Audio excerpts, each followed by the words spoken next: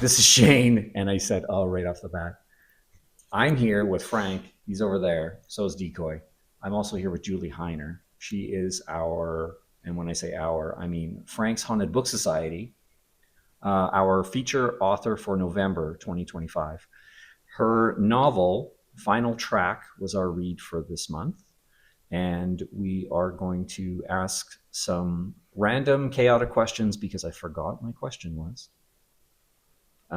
But it's going to be amazing because Julie's amazing. So and random questions are better. Perhaps. Yeah. We are going to find out. First, I would like to thank the Alexandra Writers Centre Society and C-Space for the use of half of the treehouse. Mm-hmm. It is an amazing room. I love brick walls. You should, if you're on a writing journey of any sort, you should check out the AWCS website. I will post links at some point. Let's jump right into questions because I did remember a few of them, and then we'll talk about whatever. Pure chaos. Chaos. I love chaos. It's the word of the day. So just a little bit about your history. When did you start writing? And when did you start writing with the intent of being published?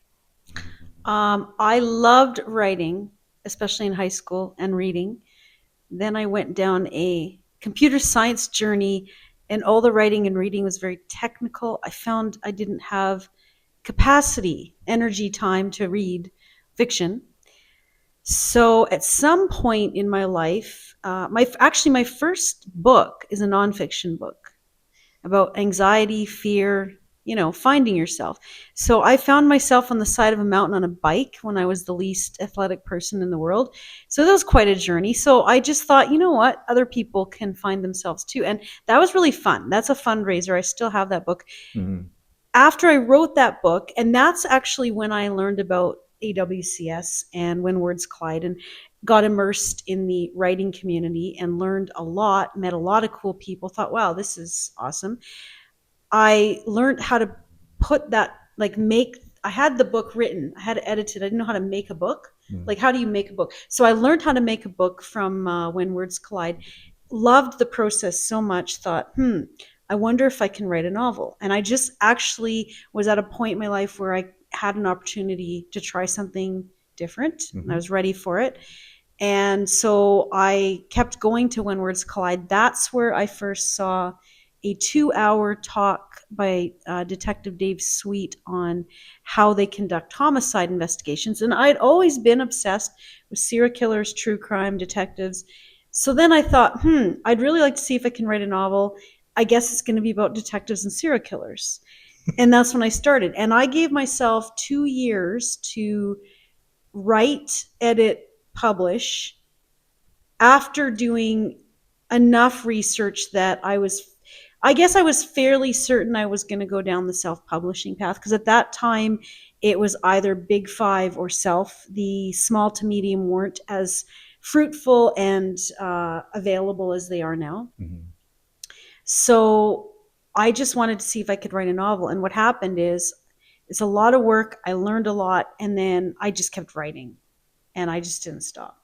Mm-hmm. And so now there's 6 serial killer detective novels and a bunch of other stuff. And a bunch of other stuff. Yeah. Yes. So I think I started Final Track in like 2017, 18, because it launched in 2020, right before COVID. And then I had all these boxes of books in my house, and all the events got canceled. Sounds familiar. Right? I might have experienced something similar. Yeah. Okay. Did that answer your question? Well, you pretty much answered all the questions, so thanks for coming today. No, I'm just kidding. Right. Who, what, where were your early influences in your writing journey? I'd say, so Detective Dave Sweet was a huge influence because he taught me a lot about how they do investigations in Calgary, what detectives are like. a lot of my serial killer, I researched so many serial killers that I built a model, and I used that to create fictional serial killers. So those inspirations, a lot of that came from Holmes and Holmes books, but also Criminal Minds was always one of my favorites.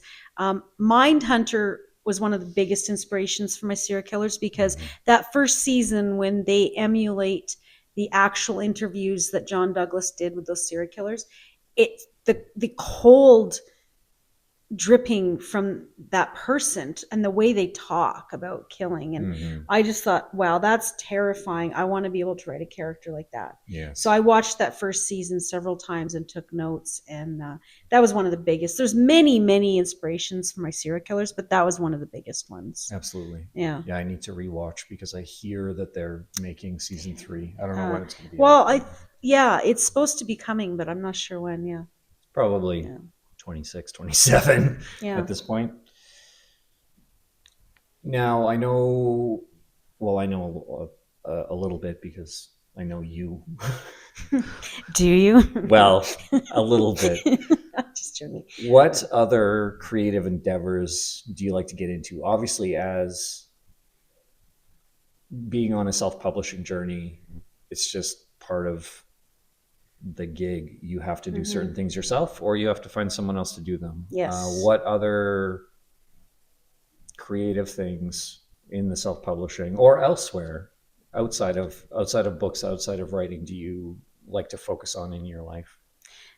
So the first 2 books in the series, I do have special editions that aren't on Amazon, where I created the covers, and I do agree with the statement that most of the time a writer should write and they should get an artist to do the cover, especially if you want it to stand out on Amazon. You need somebody who knows how to make it fit on Amazon. So what I ended up doing is, I enjoyed doing the first 2 covers so much, but when I was starting to get to book 3 and 4, I did actually have them rebranded by a company who knows how to do this for Amazon, and they're beautiful. They still have my voice. But those first 2 covers, I still have copies, and I take them to in-person events. And they really attract that kind of reader that's like at HorrorCon or at a music festival or something like that. So that was really validating that I created that to look a certain way, and to look, because the books fuse music and story. We didn't really clarify that. So the covers are intended to show that this is a music story fusion. Yes. The other thing is, I love doing that kind of artistic stuff. So I still work on like digital images and stuff like that. But the other thing that I've been really fortunate to get into, so the first book, I would have loved to have done this, but I didn't have the knowledge or the network to be able to do this. The last 2 books in the series have original soundtracks, and I love music so much. I've immersed in the music community. So for those 2, each of them have 2-track soundtracks, and one track tells a story of the detective and the other track tells a story of the killer. I wrote the lyrics, and I worked with local bands and a local producer to do the music and the production. So I wrote lyrics to 2 thrash metal songs, which was really fun, and then to 2 very Iron Maiden-ish, long, drawn-out, dramatic songs. So yeah, and I really do plan to do more song lyrics and work with more bands in the future. Yeah. At some point. Yeah. Okay. We'll maybe circle back to that in a moment. This was sort of a bonus question because I wasn't sure where else to put it. But who or what characters, creators, who's on your Mount Rushmore of horror?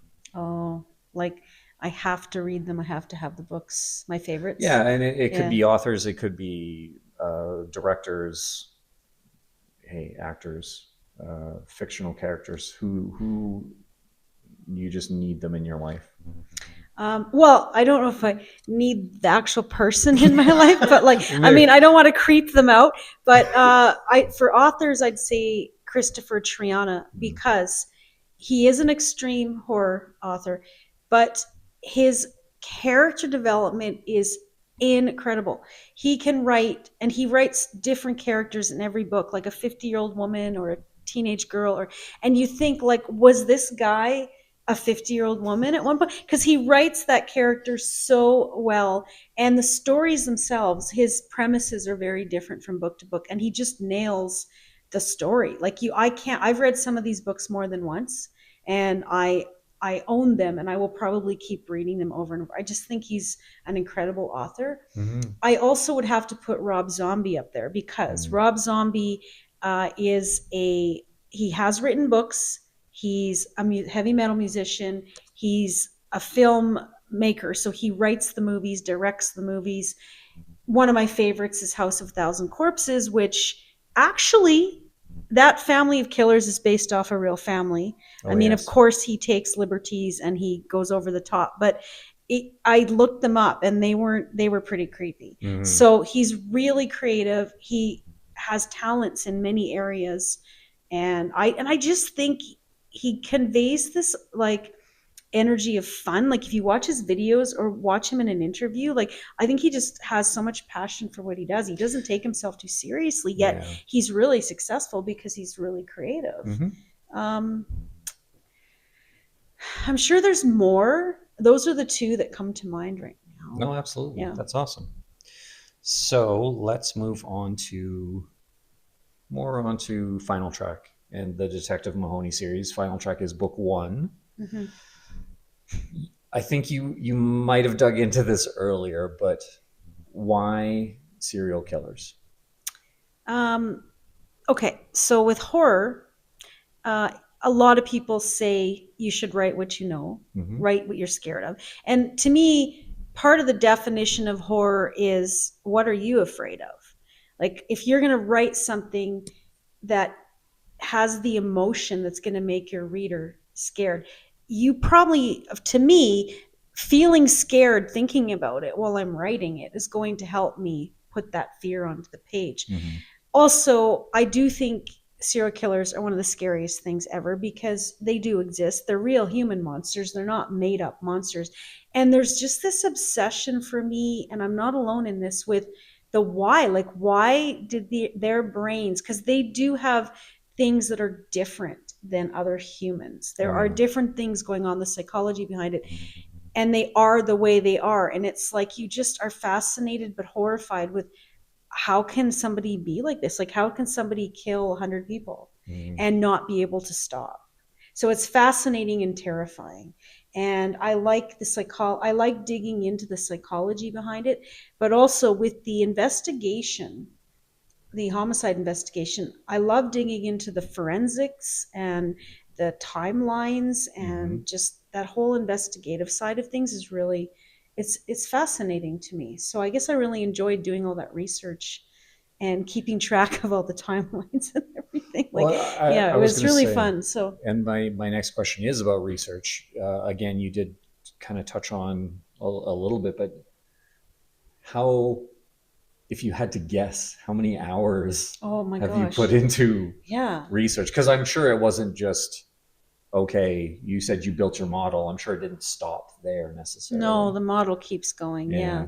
No, I think for Final Track, I probably did put in a lot of hours. It was probably out of balance, but I'd never written a fiction book. I was starting my real research on serial killers, so I was collecting a lot of information and analyzing it and making elements to make up a character. I was also learning the investigative strategies, especially for the 80s, and what it was like for a detective in Calgary, what you would really do here, because those books are set in Calgary. And yeah, so I think the first one, it was probably, I don't know, like, I just did it until I felt like it was ready. But then I used a lot of what I learned for the other books. So of course I continued to do specific research for the books that followed, but I was able to use a lot of what I did, especially on the serial killers. Yeah, for sure. Yeah. The next question is from our friend Cindy Webb Morris, who unfortunately couldn't be here tonight.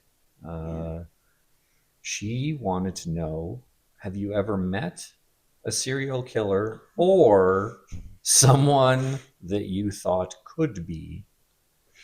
So first of all, Cindy is a huge supporter of local writers, and she's a writer too. Yes. She is amazing. I mean, I met her for coffee, and she emailed me the next day and said, I stayed up all night reading your book. And I was like, what? So her energy is incredible, but also just that is like, that's a huge compliment. So thank you, Cindy. And as for the question, I don't know that I've met a serial killer, but I have definitely met more than one person that I thought was a serial killer.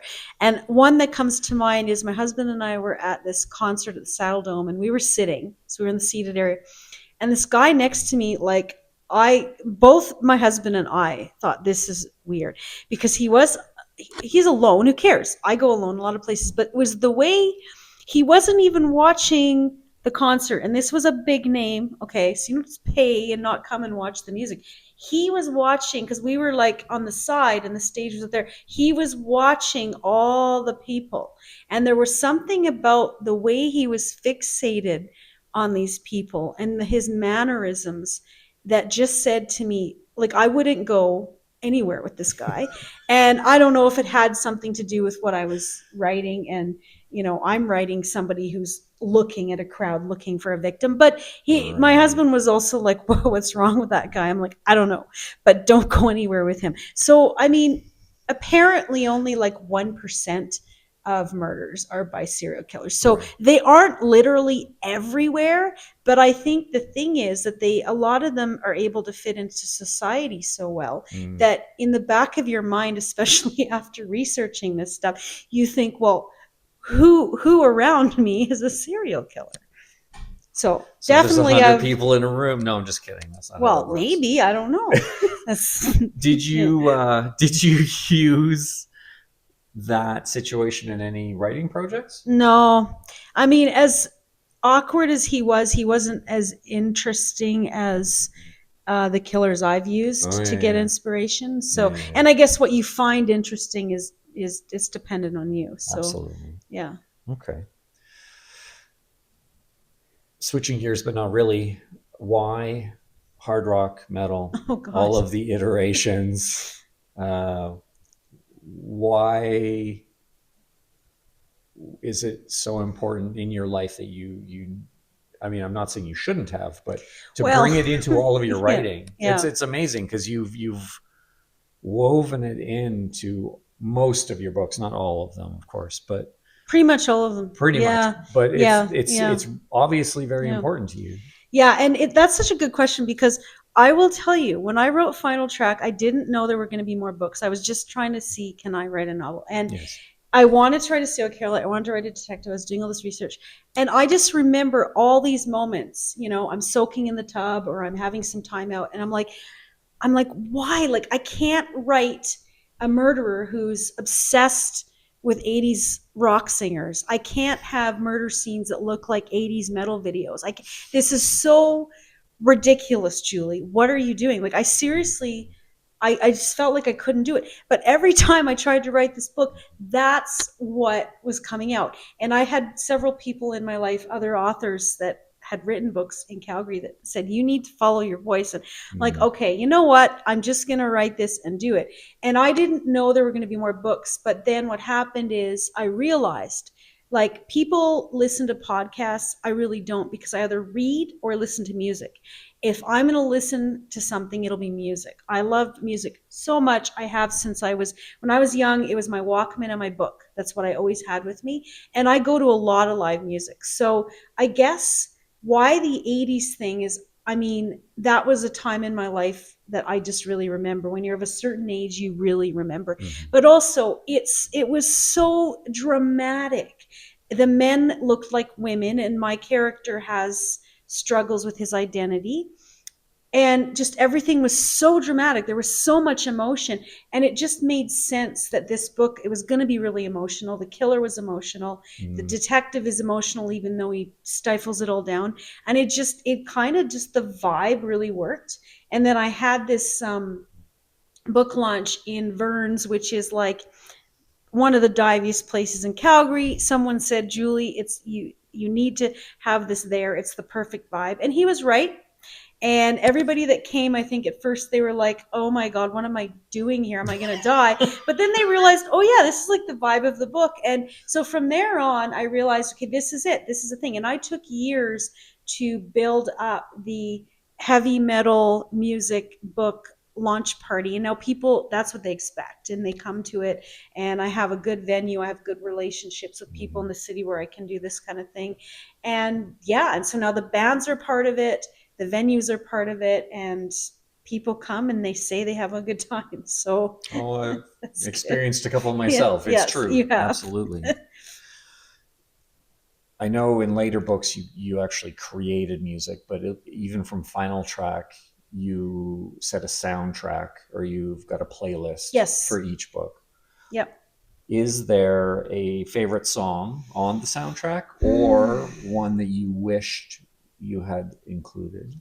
Well, I have Welcome to the Jungle because, I mean, come on, that's like one of the most epic songs of all time. And I had the cassette, I had the Walkman, and that's when I first really got interested in the heavier metal. Mhm. But I also, it's kind of tied with the Cinderella Nobody's Fool because who doesn't love Tom Kiefer? And if you don't know him, you got to look it up. He is still traveling all over the States and doing shows, and he sounds incredible. I never saw him, but I just think his vibe back in the 80s was just like exactly what you wanted as a teenage girl. That was like, it was so cool. And yeah, I love that song because it's just the words, the lyrics, the video. It's really cool. Yeah. Yeah.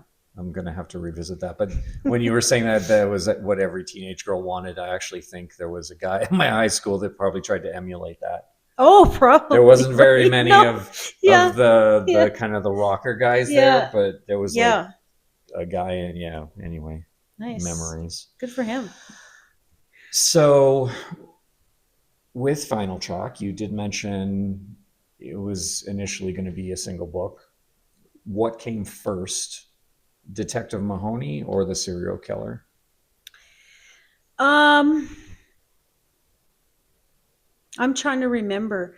I think kind of simultaneously because I knew I needed both points of view. Mm-hmm. But I probably fleshed out.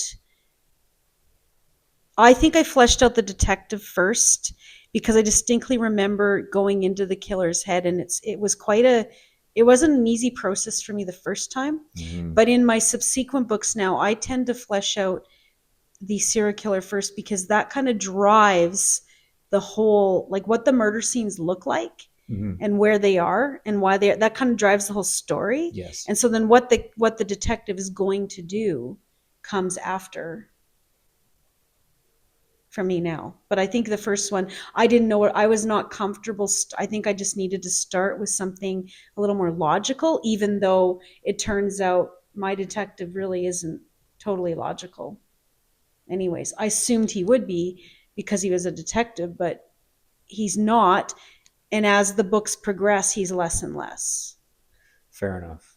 Because you're right.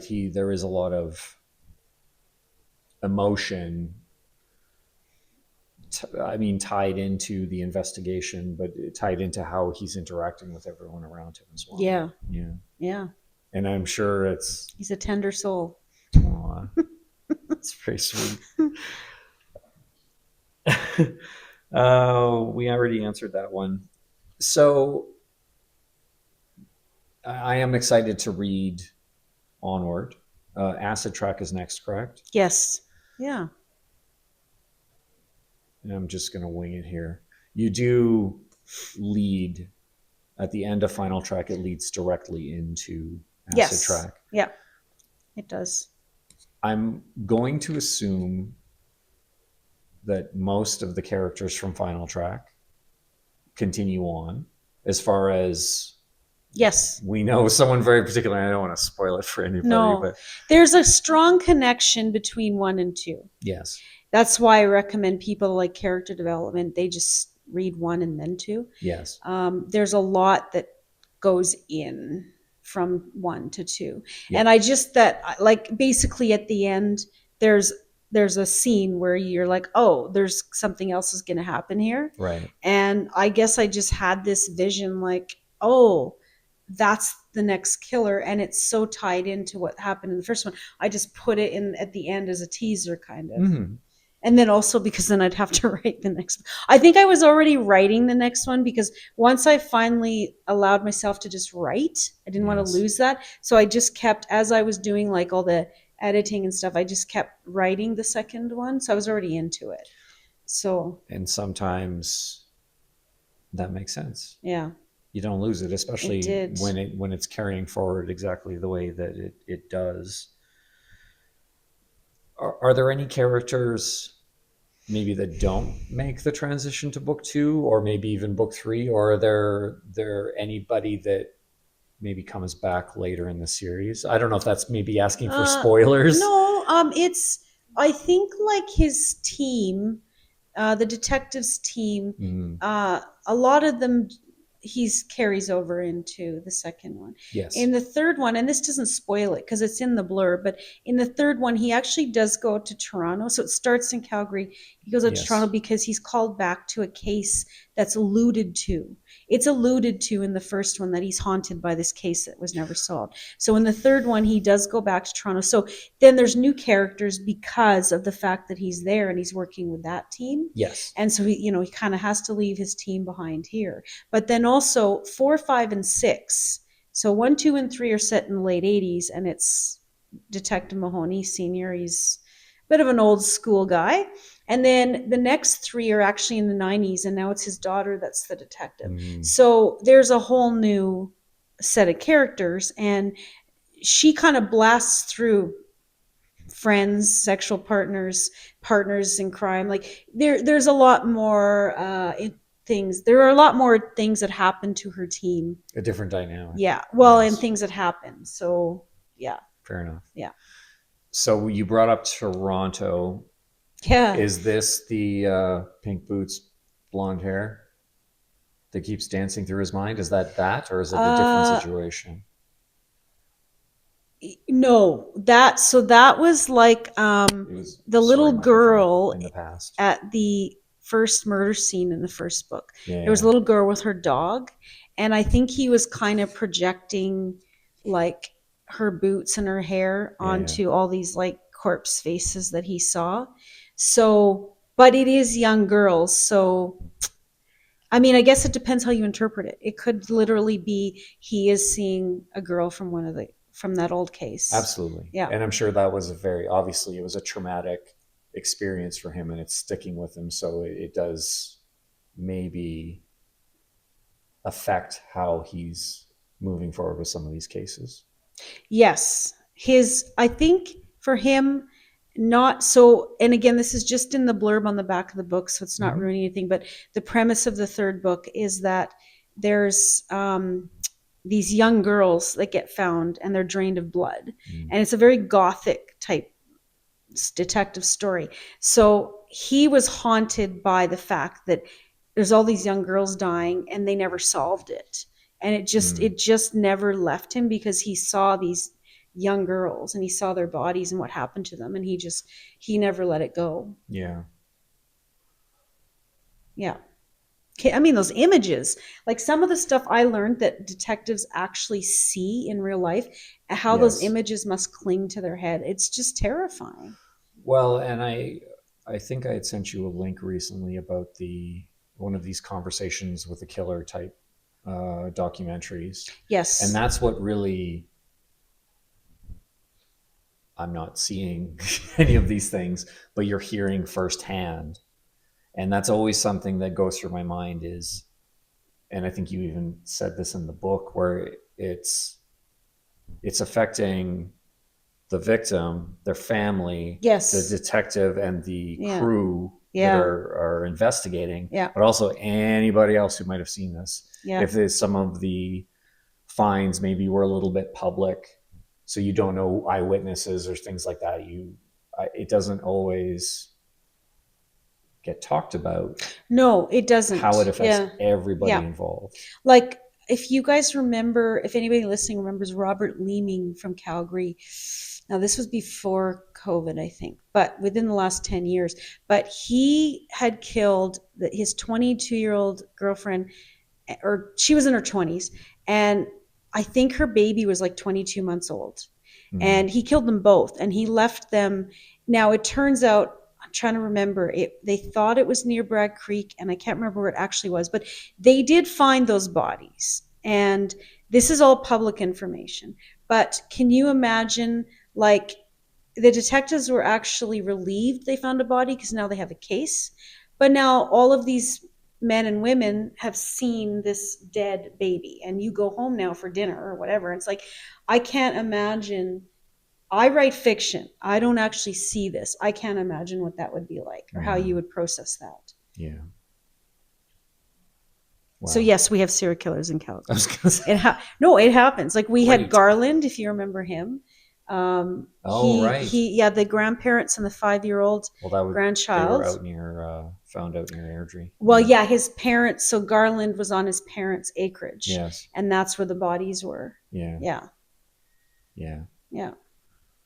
It's much. So when you drive home to Airdrie tonight, actually, you know what though? It's like the dump now is part of the city. Like when I was a kid, the dump was so far out, right? And you think of like, oh, what did people ever leave bodies in the dump? Yeah. Now I don't know how you'd get away with that because it's literally in the city. Like the city has gone past the dump, right? Yeah.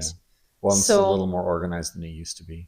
Yeah, you can't just drive up and like when I was young, I don't know how many rules there were, right? You could just dump stuff, and now you have to you have to show them what you're putting, and they have to put it in the right category. Everything's got to go. Where do the bodies go? Yeah, where's the bin for the bodies? Right? Like the body bin. I think of small towns because I don't want to get too specific, but out Torrington, which is very small. Oh yeah. Yeah. I mean, Gopher Hole Museum. Yeah. That's what it's known for. But I've been to that dump, and it's literally just a pile of stuff. You just back the truck up and dump it. Whatever. Yep. Back in the day, though, that may have been more like. Right. Like now now story. Now we're going down we're going down a rabbit hole of how to dump bodies. Yeah, let's don't do that. Yeah. At least not on film. I guess what comes next? So you have 6. Well, yes, there's 6. 3 books with the senior Mahoney. Yeah. 3 books with his daughter. Yeah. You do have a series after. No, that's my series. I do have several standalone novellas. Right. One is a deep sea horror. One is a death metal demon possession. One is just about a serial killer. And actually, there is a novella about so if you do end up reading Final Track and you like The Medical Examiner, I did a standalone novella about her story before she became a medical examiner. Yes. And that one's kind of fun. But right now, I am working on a novella. It's an extreme horror novella. And if you like the detective in book 4, 5, and 6, she is no longer a detective, and she's now just on a killing rampage. And so it's standalone. If you don't like detective books, this has nothing to do with detectives. This is an extreme horror kill, kill, kill. It's very psychological, and it will be coming out mid-April. This book is specifically to promote extreme horror, local female authors in Calgary. And I'm having some help from the Calgary Arts Development Program through a little grant that they're helping me out with. So that took me years to get. So I'm really excited about that. Yeah, absolutely. Yeah. So maybe in April. It's not going to be an 80s metal show. It's going to be more of a quiet literary event. So it can be. It'll be nice. Is that possible? I don't know. We'll see. I'm going to try. We'll see how the night goes. It might turn. Yeah. Yeah. Yeah. In addition to that, you've been doing a course. Yes. Through AWCS, and you have in the past done presentations at When Words Collide. Do you have more of that you would like to do?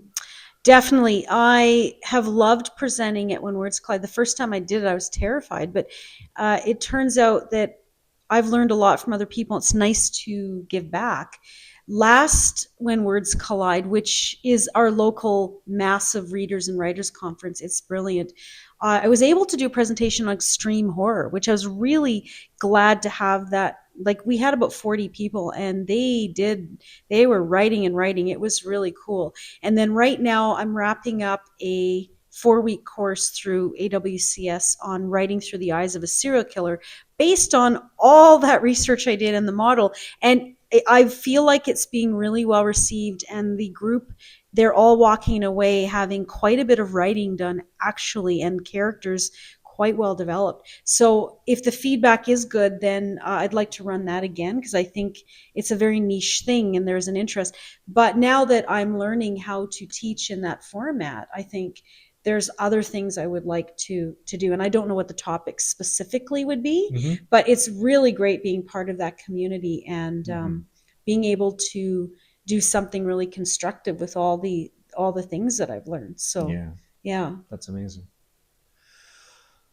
Okay, I think that's about all I have. We're around the half-hour mark, which is what I was shooting for. Nice. So Perfect. even though I'm a gremlin to my own existence and forgot the questions, we did pretty good. No, those were good.